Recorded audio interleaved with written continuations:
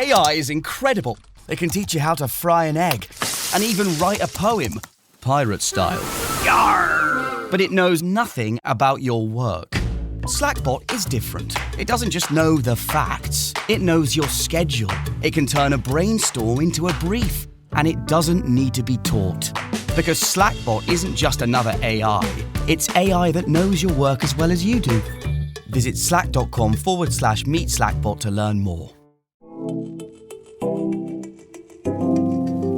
Welcome to Unpacked, 5 Questions, a podcast that takes you behind the scenes of one great travel story. I'm Katherine La Grave, executive editor at Afar. I'm pretty lucky. I get to brainstorm, assign, and edit features for our print magazine.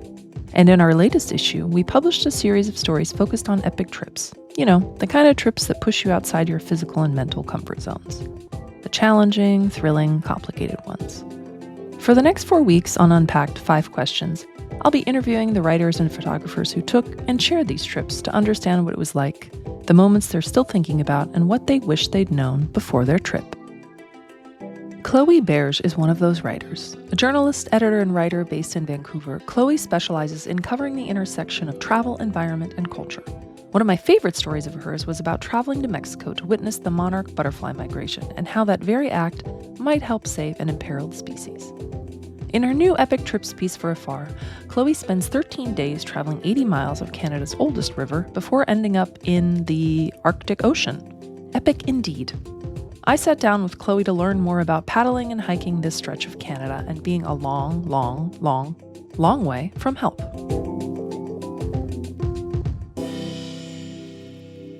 Hi, Chloe. So nice to meet you, to be speaking with you finally about your story. Likewise. Thank you for having me. The first story that you and I worked on together was about monarch butterfly migration in Mexico. That's right. And so science and travel can often feel on the surface so far apart, but really they're not. And I'm curious how they came together in this particular story that we're talking about today.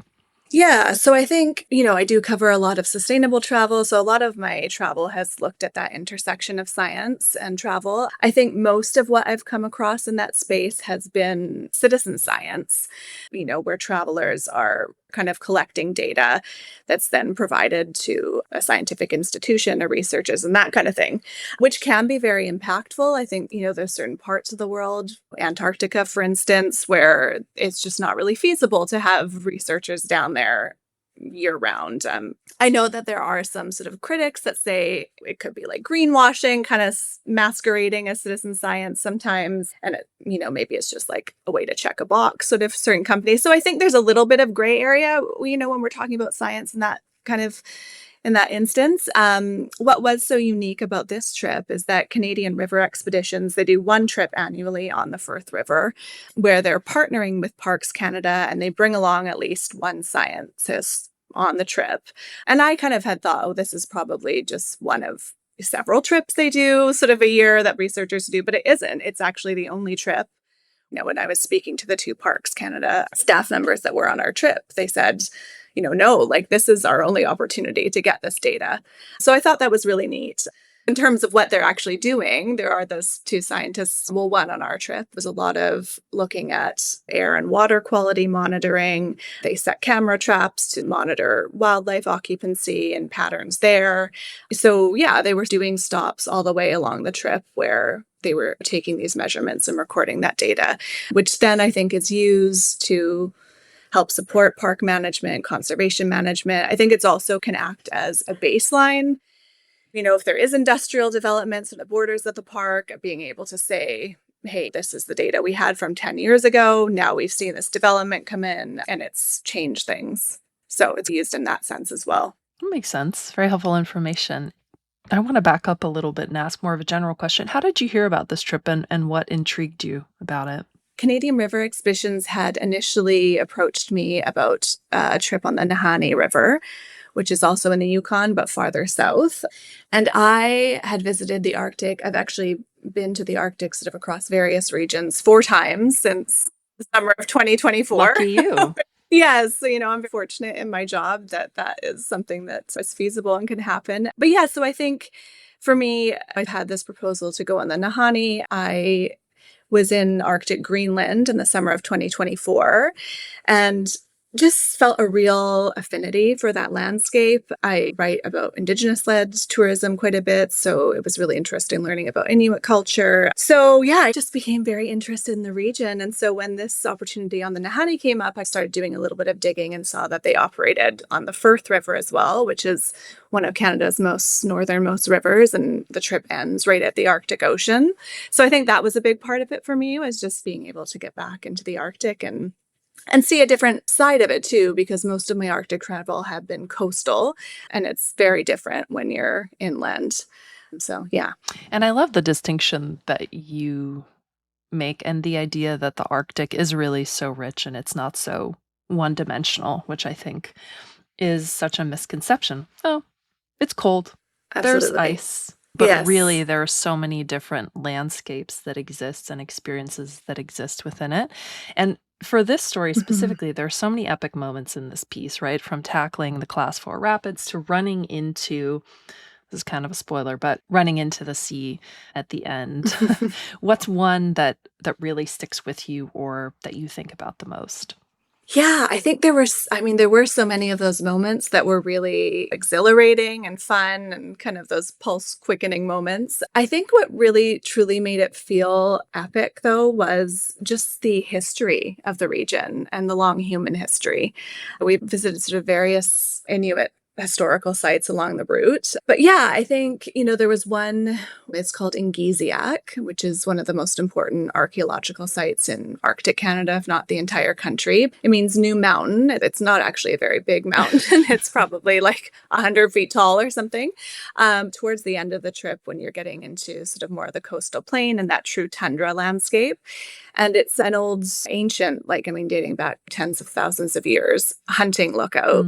So hunters, when they were scanning that vast Arctic tundra for caribou and bison and that kind of thing, this would have been the place where they did that from, sort of giving them this panoramic 360-degree view of all of that. So I think for me, that was a really impactful moment. We hiked up there. It was very cold and misty and very kind of atmospheric. Because of that, we didn't actually get those panoramic views, but you really just got a sense, kind of just gave me goosebumps thinking about, wow, there's been people standing here, like I said, for thousands of years. And to think about just the amazing tenacity and resourcefulness to not only survive, but to thrive out there, and just standing in that place was really powerful. And so, I think a lot of those epic moments, like I said, there were moments where you're in rapids and running into the ocean, all of that. But I think what made it feel truly epic was, sort of more of that human history and thinking about all of that.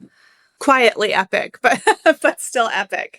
And there's the long Inuit history. There's also, of course, all the sort of early 20th century explorer history. Amundsen and all of those sort of early Norwegian explorers made their way down, after traversing the Northwest Passage into this region. So yeah, there's just a lot of that added a lot of richness, I think, to the experience. Mm-hmm. Standing still, we're going to switch from that because the river is something that definitely does not stand still. And it's such a beautiful character in your story. You write about its rhythm. How did you fall into the rhythm of the river on this trip? Take us through sort of what your days looked like and what that constantness, I suppose, of the river felt like. Yeah, I think it was 2 weeks we were out there. So being totally off grid for 2 weeks. It's so rare, right, that we get that opportunity to be completely disconnected.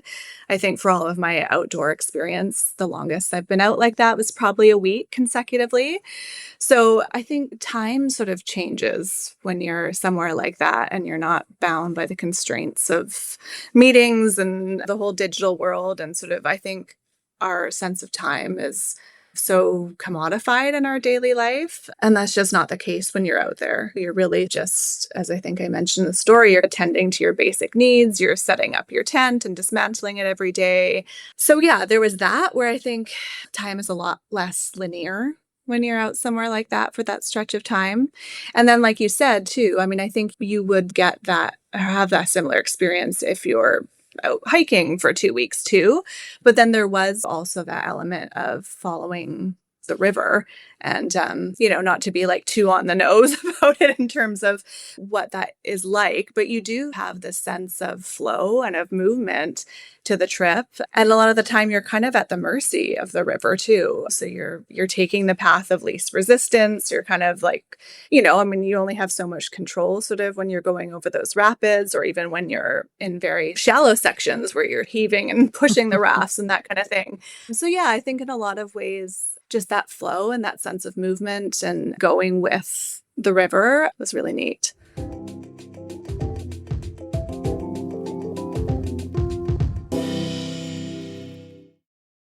This episode is brought to you by FX's The Beauty Official Podcast. Join host Evan Ross Katz on the official podcast for FX's hottest new series, The Beauty, taking you behind the scenes with its amazing stars as they discuss the show's most jaw-dropping moments. Featuring Evan Peters, Anthony Ramos, Jeremy Pope, Ashton Kutcher, Rebecca Hall, Bella Hadid, Meghan Trainor, Isabella Rossellini, Jessica Alexander, and Ari Grainer. Search FX's The Beauty wherever you listen to podcasts.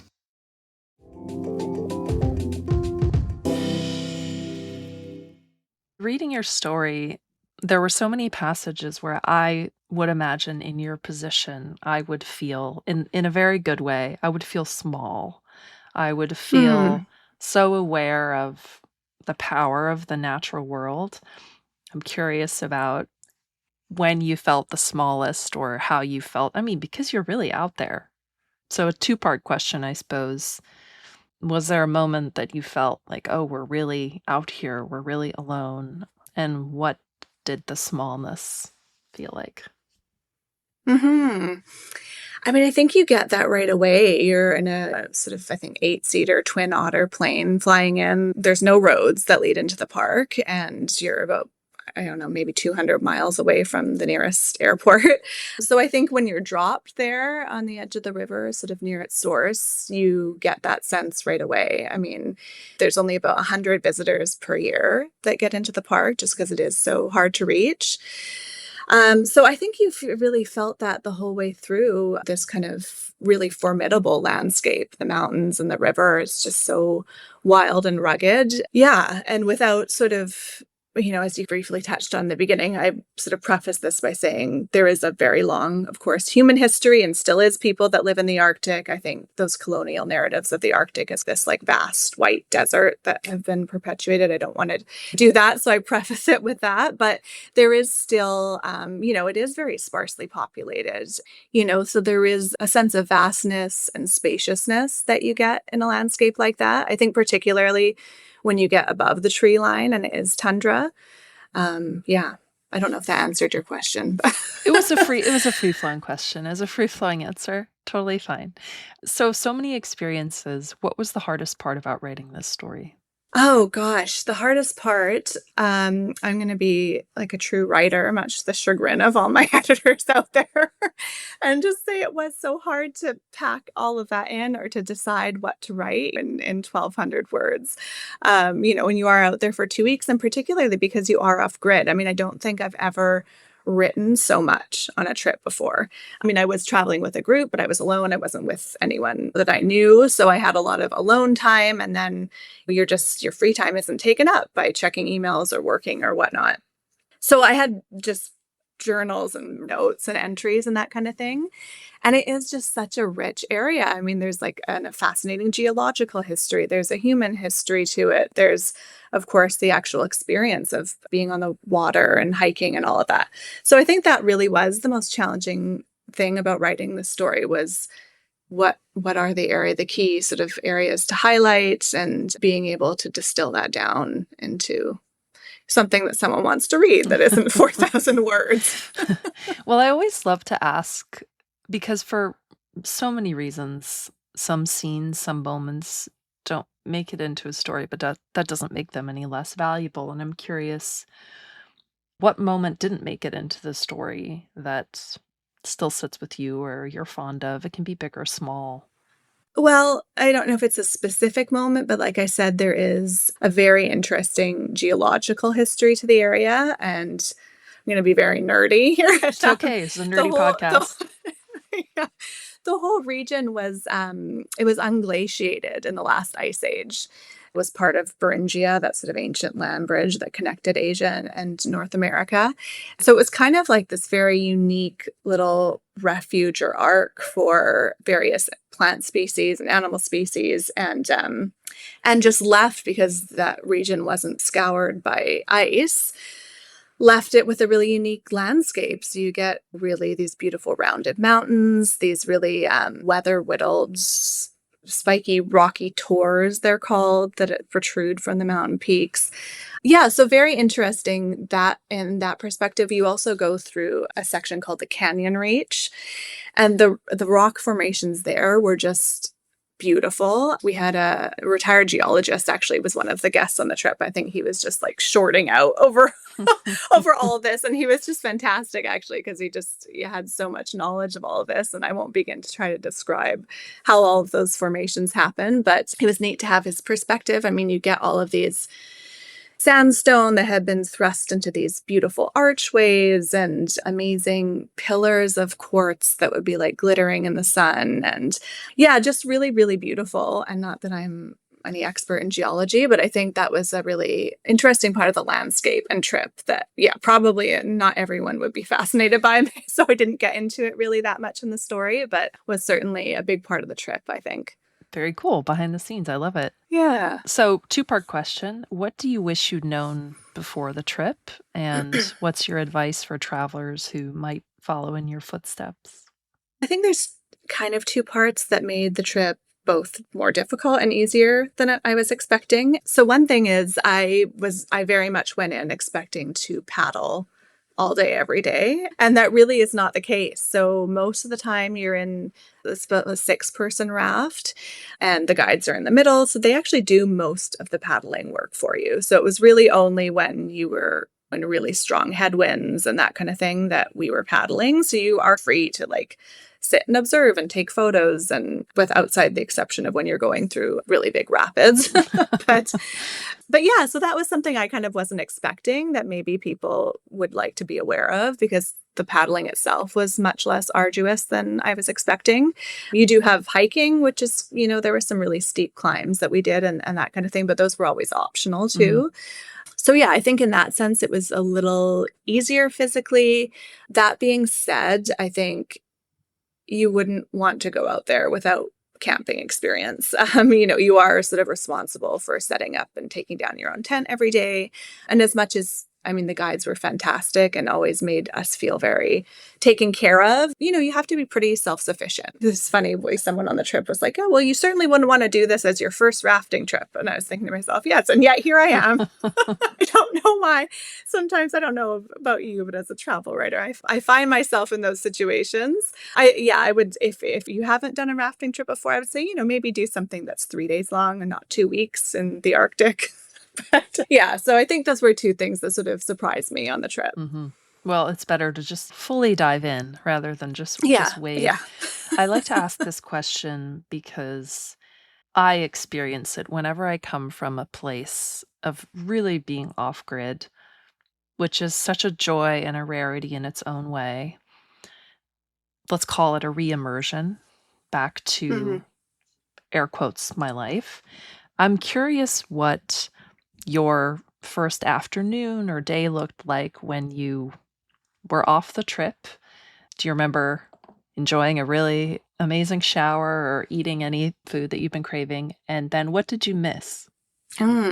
Yeah, for sure. I feel like whether it's 3 days or 2 weeks, if you've been out in the backcountry, there's like nothing better than that hot shower at your hotel.